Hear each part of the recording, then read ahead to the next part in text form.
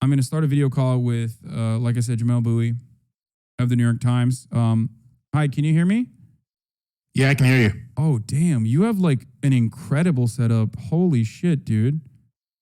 Like, Thank you. this is like, God damn, this popped out and actually went green. Okay. Well, that works. All right, 1 second. Let me just like fix this up a little bit. Sorry. It's just like I got to do live production and it gets a little tricky when I do Oh, that. no problem. Let me lower your audio a little bit as well. How would you how should I hype you up? I said like, you know, one of the few leftist progressive New York Times columnists in New York Times op-ed in the New York Times op-ed section. That works. Is that good? That works. I can't anything more than that. I might be like disparaging my colleagues. And Oh yeah, no, I know. There's like some they don't like that. They really don't. I've gotten in trouble for it before. So yeah, well, there you go. That's another marker that you are one of the more progressive. You are one of the more progressive New York Times columnists. There you go. Okay, so let's get right into it. You only have 20 minutes. I just wanted to say thank you for coming on. This is wonderful. It's wonderful to have you. Unfortunately, the circumstances in where you are here are not so great, such as just American politics, though. So I wanted to just quickly get that out of the way and say that you do have a really good setup. What do you? Thank you. Yeah, it's just normally not the case. But yeah. So right now, obviously, what we knew that was going to happen for a month now finally happened. The Supreme Court came down with a decision on Roe v. Wade and functionally allowed states to decriminalize, states to criminalize abortion. Many states already had trigger laws in place. Many states already had pre-existing laws in place, and they have already activated. And Alabama, for example, has already started turning away people that are seeking abortions or were slated to get abortions in the state of Alabama.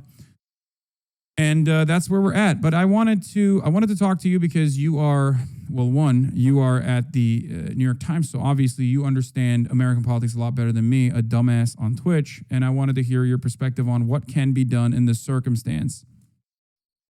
Yeah, no, it's tough because what we're witnessing is the culmination. That's not even the culmination, the very beginning of an effort to roll back not just abortion rights or the right to privacy that the court found in Griswold v. Connecticut, but really roll back almost 100 years of jurisprudence that was more or less designed to allow Americans to live as they please and to give the federal state an active role in the economy and social life. So I think this should be understood as the very beginning. And because it is, it took 30 years to get to the point, 40 years to get to the point where Republicans could put six hard right conservative justices on the court. In terms of what can be done in the immediate term to kind of reverse this and push back against it, there's not all that much, right? Obviously, for women on the ground, for anyone who needs reproductive health care on the ground, there are organizations and there are activists working as hard as they can to keep the lines of access open. States like New York and California and Illinois and Washington, the big progressive states, are likely going to, if they haven't already codified a right to an abortion in their state constitutions, they're going to try to improve access. The federal government can do things, right? The U.S. military can continue to pay for service members to access reproductive health care. Places where Congress has control, the Washington, D.C., federal territories can continue to have abortion services. But that's all kind of rear guard action stuff. In terms of just actually trying to really reverse the tide in the immediate term, there are a couple avenues I think progressives, liberals, people who support these rights can do. They can start working on trying to amend state constitutions, which is kind of an underrated aspect of all of this. But even if the federal constitution no longer protects the right to an abortion, it is still possible to amend state constitutions to affirm rights to privacy, to even affirm a right to an abortion. And it's unclear to me, at least, how successful or unsuccessful that would be, but I think it's an approach worth taking. Um, In there's one thing I want to say. yeah. In theory, right, the Supreme Court, like the Constitution doesn't actually say all that much about what the Supreme Court can do and what its powers are, and the powers it has are kind of the result of things that's accumulated over time. The Constitution does say that Congress can, create a Supreme Court. Congress can determine its size. Congress can determine its jurisdiction. Congress can determine Yeah. how actually the court can overrule stuff. And so, medium term to long term, I really think it's important for liberals and progressives to be organizing around kind of disciplining and getting a handle on the court. Yeah, there is unfortunately, as far as I understand, not really anything that is closely resembling the Federalist Society on the liberal side. Even the liberal side itself is a little bit more complicated. There's certainly not one on like the workers' side. Even liberal Supreme Court justices that were appointed under liberal Democratic presidents have still oftentimes sided on the side of corporations and like really ridiculous decisions. So I don't even know if that's something that we can get to, even if there was interest from like a capitalist, but pro-Democratic Party, pro-civil rights, businesses that funnel their funds together in a similar capacity to these like psychotic reactionary billionaires and millionaires do. And I don't even know, but that's also long-term solutions potentially, and that would take a long time. Obviously, the idea that Democrats have across the board are to fundraise off this and then also turn around, immediately fundraise off of this, which is so disgusting in my opinion, and basically gives the game away. And also just to tell you, like, you just got to vote. And we know, if you follow politics even a little bit, as I was describing earlier, you already know that that the way that the Senate is created and the way that state legislatures are created, this is before we even get to the judicial branch, it's heavily slanted in the favor of Republicans as a consequence of gerrymandering in state legislatures, and also the Senate is just unequal regardless, right?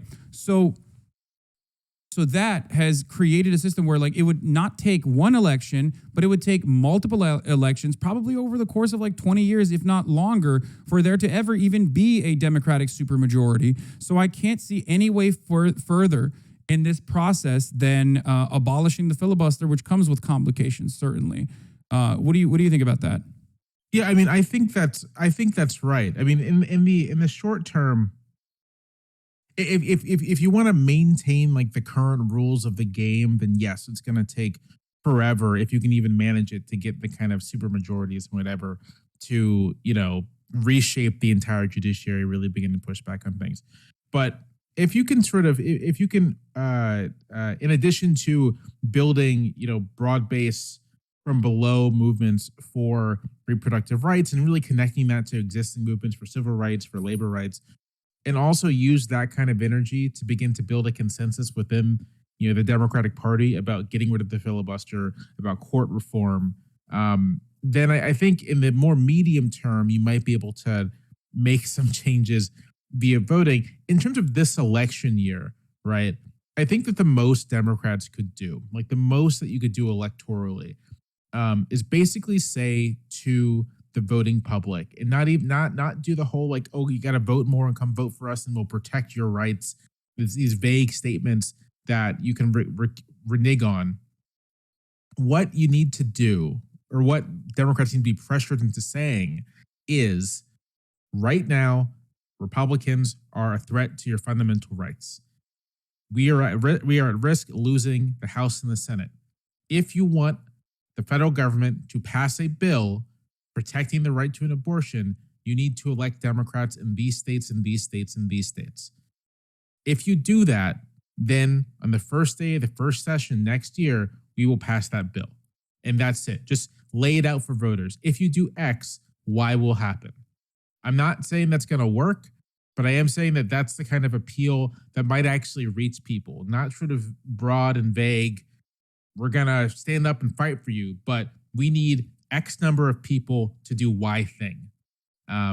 Yeah. For whatever reason, Democratic politicians don't like to talk like that. Republicans certainly do. Republicans say, vote for us and we'll do X, Y, and Z.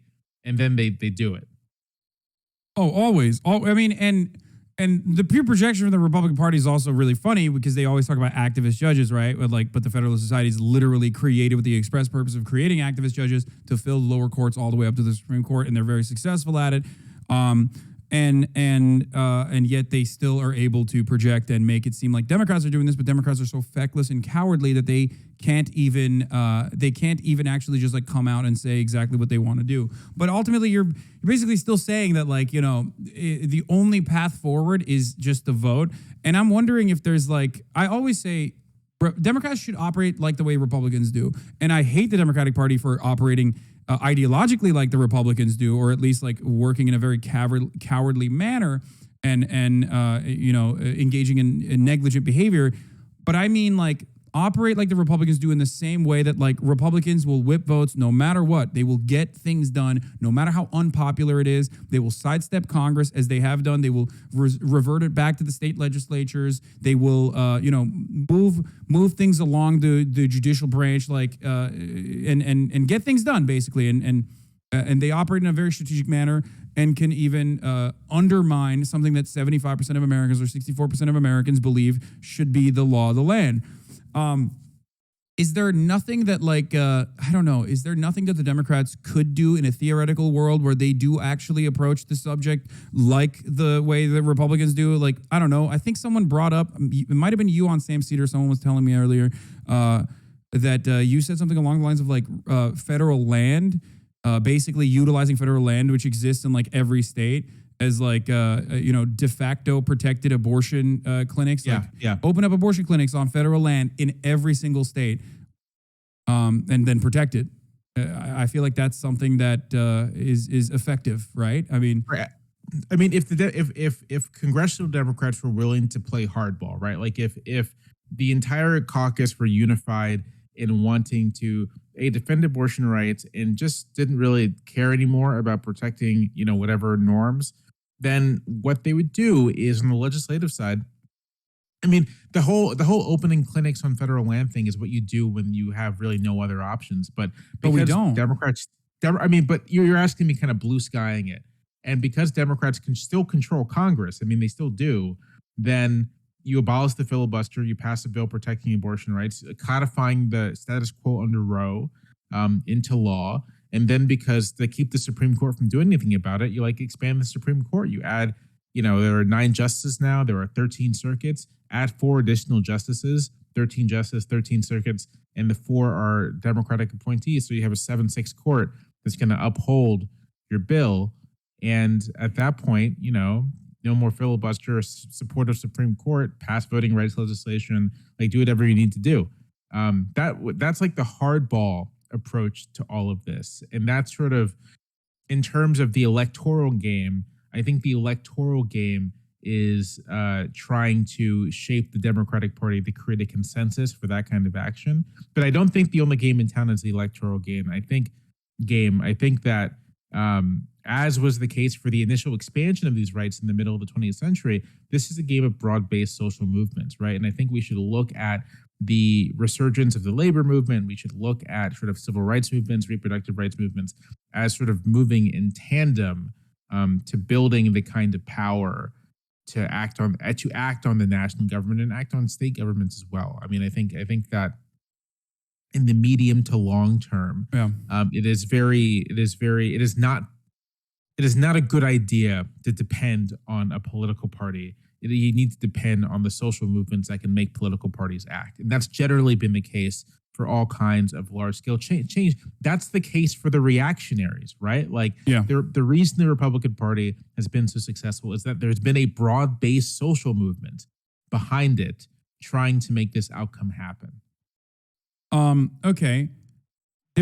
So we absolutely agree on that point, except I don't know. I want to hear your perspective on one part of this subject where I don't think we currently, as it stands, have a mechanism to collectively even push the Democratic Party in the right direction. And organizations, 501c3s, or like activist groups that people create, no matter how honest, no matter how moral, no matter how correct, or how viable or how big, robust they are, never end up actually moving the needle because there is no way to, hey, what's going on? There's no way to actually provide we have no sorry. We have no mechanism of actually forcing the hand of the Democratic Party, which is still beholden to the same corporate masters the Republican Party is beholden to. And I think that, I guess what I'm trying to say is, we agree, but I think looking back, for example, to the Black Lives Matter protests that happened all around the country, and the Democratic Party's initial reaction with trying to temper that movement as quickly as possible and squash it by putting forward already concessions, like a concession-prone legislation in the form of 8 can't wait, and then literally even throwing that in the trash immediately after Biden got elected. Looking at that, I realized like social movements only go so far, and honestly, like the only way to do this is by showcasing some kind of collective power, and that's not going to happen outside of the labor movement, in my opinion. Like we can't do organized like consumer-based activism. I don't think it's as successful. I'm still willing to try.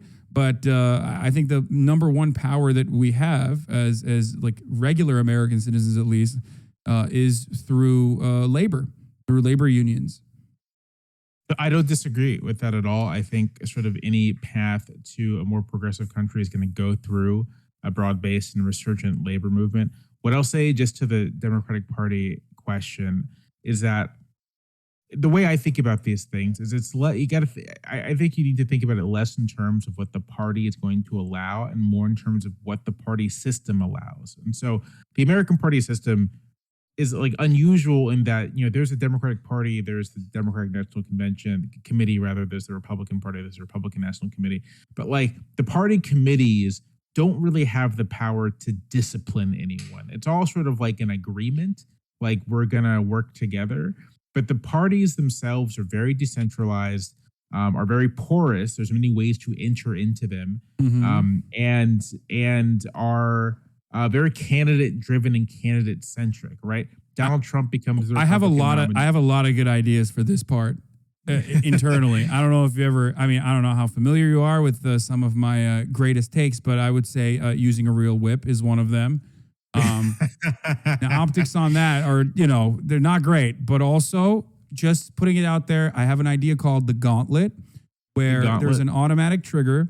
If you reach an approval rating that is like below 30%, which is like whatever the congressional average is, you know what I mean? As a politician, whether you're in the Senate or the House of Representatives, you automatically trigger what is known as the gauntlet, where you can have one champion from your state come and fight you, okay, in hand-to-hand combat on the floor of the Senate or the floor of the House of Representatives. I think that would be like a little bit of proletarian violence in that respect. I think would really force politicians to truly recognize that their constituents' interests are more important than the corporate benefactors that line up their pockets. So before I continue, I'll say, back in the 19th century, there used to be all kinds of fighting and brawls on the floor of the House. That was a pretty common thing. People would bring knives, guns, the whole 9 yards. No, so the porousness of the American party system means that, if you were to show up, and I live in Virginia, if a bunch of people were to show up over the course of like 2 years and just sort of like methodically win every single position in the state party establishment, there's like nothing the national party could do about it. It's just like, congratulations, you've done it. You've run the state party now. And that's more or less what the hard right did over the course of 25 years, beginning in the mid 60s and sort of really culminating with Reagan's election, kind of state by state, city by city, county by county, taking hold of what had been moribund and sclerotic party organizations and like turning them into something. And I think that option remains available within the Democratic Party, which in many places is moribund and hidebound and basically like unresponsive to anything. It wouldn't take that many people in most places to capture control of a state Democratic Party organization. Okay. That takes. I mean, that also takes a lot of organizing. But Yeah, I think which is ultimately what the labor thing is what you're important. stating is correct though, where like that approach of like not being able to correctly and adequately whip your caucuses is, I feel like, always going to be an issue within the Democratic Party, which is why, famously David Axelrod originally gave the game away a couple like a year ago almost now, where or maybe a couple months ago, where he was like, well, we couldn't do this under Obama too. And it was like, well, dude, you had the filibuster proof majority. So you're basically giving the game away, right? Like, Biden can't say his hands are tied because he only has a 50-50, a tiebreaker majority in the Senate, when the guy who oversaw a filibuster proof majority is openly admitting that even then it didn't work, because there's always a rotating villain and there's always someone who is going to spoil it from within. I am way more vicious and way more aggressive, other than the really good idea that I just presented to you, which you completely avoided even responding to, like the gauntlet. I think the gauntlet's a fine idea. Okay, New York Times, there you go. It's fine. If you want to write an op-ed on that, you can write an op-ed on that in the New York Times. It's all good. It's not a big deal. I wonder what Brett Stevens would have to say about that. Okay, or Thomas Friedman. Okay, unrelated. Sorry, we're not talking about other New York Times op-ed writers. What I was going to say is, I think that like the Republican Party and the way that they operate, like, look at what they did to Madison Cawthorn. Look at how quickly they were able to, to reprimand him for something that is otherwise like pretty ridiculous, right? I mean, he's young. He said some really stupid things, but then immediately he was reprimanded, right? Like, the fact that Joe Manchin could still sit on a committee, the Energy Committee, is insane to me. The fact that Kyrsten Sinema still has any kind of influence as a Green senator, the fact that she got a major layup in the form of having her name attached to a bipartisan infrastructure bill as a Green senator, is crazy to me. Like, we need to punish these. We need to punish our congresspersons harder in the Democratic Party. I think that is one thing that they're not doing. Use the IRS. Look for conflicts of interest within Joe Manchin's businesses that are not in a trust, but actually run by his brother or his son, if I'm not mistaken. Like, these are people who can be threatened and who can be punished, and yet, and as the Democratic Party refuses to do so, right? Like, that to me is another obvious indication. Just like using the Senate parliamentarian as a hurdle against $15 minimum wage, right? That to me is an obvious indication that the Democratic Party is not genuinely interested in progress, or genuinely even interested in following on the agenda that they promised to the people that voted for them. I don't think, I do not think that much of that is necessarily wrong. I think that part of the issue, at least with the Congressional Democratic Party, the Democratic Party in Washington, is a culture that's not of trying to fight for partisan gain. Because I think, for me, I don't even necessarily need all these people to be like ideologically on my side. I need these people to have like a need to win. I want them to want to win. Yes. And like achieving partisan outcomes is more likely to lead to things that I want to happen than not. And I think that there's a culture of going along to get along, a culture of sort of like bipartisan fetishizing, and a real culture of corruption that is pervasive in Washington, that is inhibiting the ability of the Democratic Party to the National Democratic Party, the Democratic Party in Washington, to be as sharp of an edge as it needs to be. I think to the extent that we disagree, it is that I think that the relative openness of the American party system means that these are things that you can sort of like push back against. Like, I don't think there's sort of just like permanent parts of how things have to work. But it does require, right, like separate bases of power, which does mean like organized labor, right? It means like a labor movement that isn't so tied in with the Washington establishment, and a labor movement that is willing to, be antagonistic to the Democratic Party when it needs to be, which means a powerful labor movement. I mean, you need these things, again, independent of the parties themselves, but that can press on the parties, not unlike the way the evangelical movement has acted for the Republican Party. I think that With that, I'm sorry. go ahead. Well, the thing I was going to say is like, there's obviously the fundamental difference there, though, right? Like the evangelical movement does not disrupt the pre-existing hierarchical order. Right. That's Exactly the problem. They're an activist group that is inoffensive to the centers of power. As a matter of fact, a lot of them are actually prominently a part of that group as well, and they also go along with. As we both know, they started off with a white supremacist agenda. Brown v. Board of Education was like the main driving force of the evangelical movement. So like they not only are not disrupting the centers of capital with their attitude and trying to like dramatically undermine the way that America's corporate oligarchy operates, but on top of that, they're literally their main operating principle revolves around upholding white supremacist values. So that completely goes along with American history. And I don't know how we can. I just don't know how we can create something similar just through organized groups, especially when even funding said organized groups go completely against the main corporate benefactors that fund both the Democratic and the Republican Party.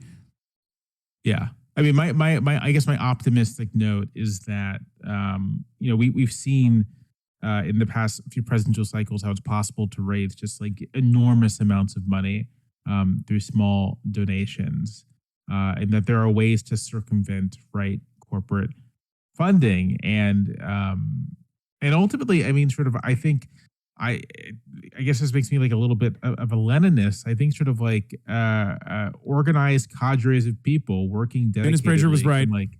There you heard it first, folks. Organized cadres can affect tremendous change. I mean, even when working against sort of established hierarchies, I think that's a thing that's possible to do. And so, even though the present is sort of a very bad and dark period, I don't necessarily think all avenues for change and for progressive change are closed off. I have to go like make dinner for my kid. No, absolutely. So Thank you so much for coming. Is there anything you want to promote? Anything like that? If you want to read my column, you can read my columns in the New York Times, usually Tuesdays and Fridays, and then I have a podcast on political and military thrillers of the 90s with my friend John Gant called Unclear and Present Danger. So that comes every other Friday. So new episodes actually dropping this evening on the movie Falling Down. Joel Schumacher's Falling Down, starring Michael Douglas. Crazy movie. We had a good conversation about it. Dude, thank you so much for coming on, Jamelle. Hopefully we can have you on. You can just pop in every now and then whenever you want like this in the future. And I promise I won't compromise you. Thank you. Have a great day. Have a good one. Bye. All right, folks, that was Jamelle Bouie of the New York Times. He also appears on CBS as well. Wonderful person. Not a Marxist-Leninist, okay? So I'm just going to point that out, even though he made a joke about it. I don't want people to take that literally.